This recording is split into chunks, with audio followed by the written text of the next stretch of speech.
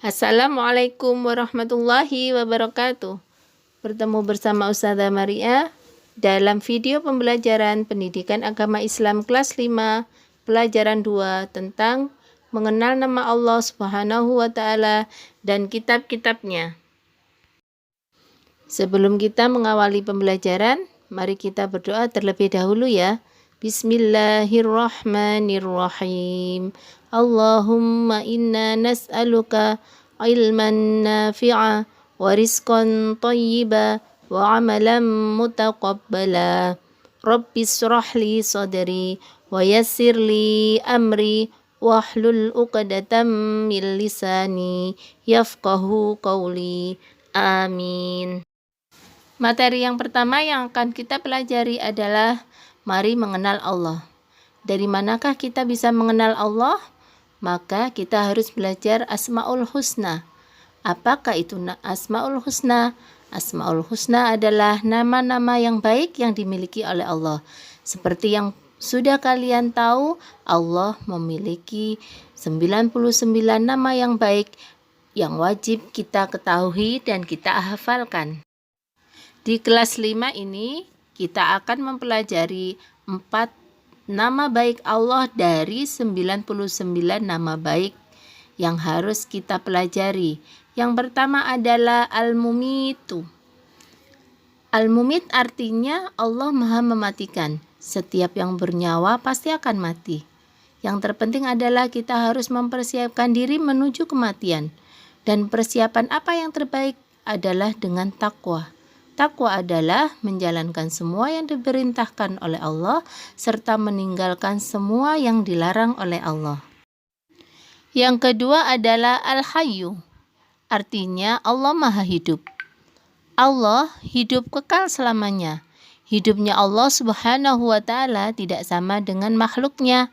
Hidup yang dimiliki Allah mengandung kesempurnaan dalam hal sifatnya.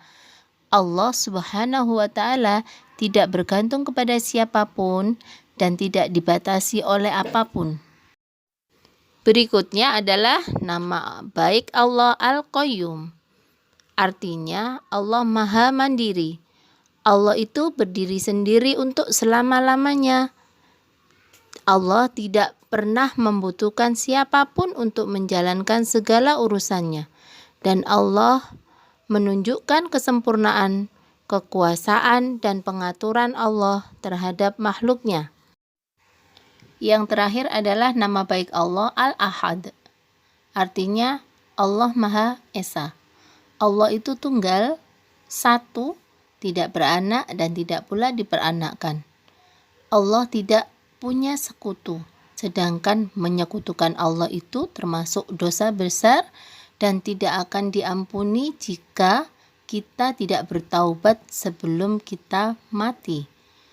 Yang berikutnya adalah menyekutukan Allah itu menganggap sesuatu apapun di dunia ini memiliki sifat yang sama dengan Allah. Maka anak-anak, mengesahkan Allah itu adalah kekuatan akidah dan kebenaran iman. Materi berikutnya adalah mengenal kitab-kitab Allah.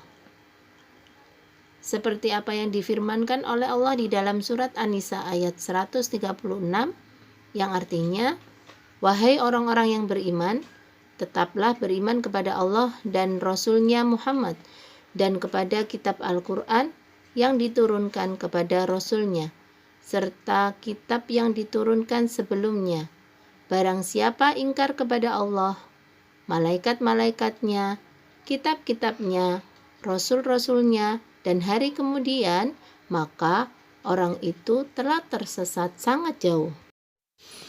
Adapun nama kitab-kitab suci yang pernah diturunkan oleh Allah Subhanahu wa taala adalah kitab Taurat, diturunkan kepada Nabi Musa alaihi salam di Bukit Tursina atau yang terkenal dengan nama Jabal Musa. Yang kedua kitab Zabur, diturunkan kepada Nabi kita Daud alaihi salam di tanah Kan'an. Yang ketiga kitab Injil diturunkan kepada Nabi kita Isa alaihi salam di Yerusalem. Ketiga kitab ini pun mengajarkan ketauhidan atau penyembahan kepada Allah yang esa. Yang keempat adalah kitab Al-Quran. Diturunkan kepada Nabi Muhammad Sallallahu Alaihi Wasallam di Gua Hiro pada tanggal 17 Ramadan yang dikenal dengan Nuzulul Quran. Dan ayat yang pertama diturunkan adalah surat Al-Alaq ayat 1-5 dan diturunkan secara berangsur-angsur selama 22 tahun, 2 bulan atau 22 hari. Ada juga yang menyimpulkan bahwa Al-Quran itu diturunkan berangsur-angsur selama 23 tahun. Kemudian Al-Quran itu terdiri dari 30 juz, 114 surat dan 6.666 ayat. Nah, Al-Quran adalah penyempurna dari kitab-kitab yang diturunkan sebelumnya. Nah, anak-anak, Al-Quran sebagai pedoman hidup manusia itu berisi tentang yang pertama akidah. Akidah itu adalah keyakinan, kepercayaan, atau keimanan kita. Yang kedua adalah ibadah yang berisi tentang hubungan manusia dengan Allah melalui sholat contohnya, mengaji, berdoa, dan lain-lain.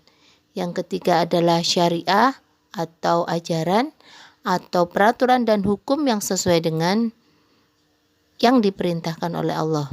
Yang keempat, muamalah adalah hubungan manusia dengan sesamanya seperti berbakti kepada orang tua, saudara, teman, dan tetangga di sekitar kita. Yang kelima adalah kisah-kisah atau sirah, kisah umat Islam terdahulu dan kisah para nabi yang bisa kita gunakan sebagai teladan untuk kehidupan kita di dunia dan di akhirat. Dan yang terakhir yang perlu kalian ketahui adalah bahwa Al-Quran itu punya banyak nama-nama lain. Di sini Ustazah akan memberikan 5 nama lain dari Al-Quran. Yang pertama adalah Alkitab, artinya buku atau kitab. Yang kedua, Al-Bayan, artinya Al-Quran itu adalah penjelas. Yang ketiga, Al-Quran itu disebut juga Al-Furqan, artinya pembeda, yang membedakan mana yang benar dan mana yang salah. Yang keempat adalah Az-Zikr, artinya pengingat, bahwasanya kita harus senantiasa mengingat dan berdoa kepada Allah. Yang kelima, bahwa nama lain Al-Quran adalah Asy-Syifa, artinya obat bagi siapa yang senantiasa membaca Al-Quran dengan ikhlas, insya Allah akan diberikan kesembuhan dari segala macam penyakit. Alhamdulillah, pembelajaran kedua kali ini sudah selesai. Ustazah ucapkan terima kasih. Ustazah tutup dengan wassalamualaikum warahmatullahi wabarakatuh.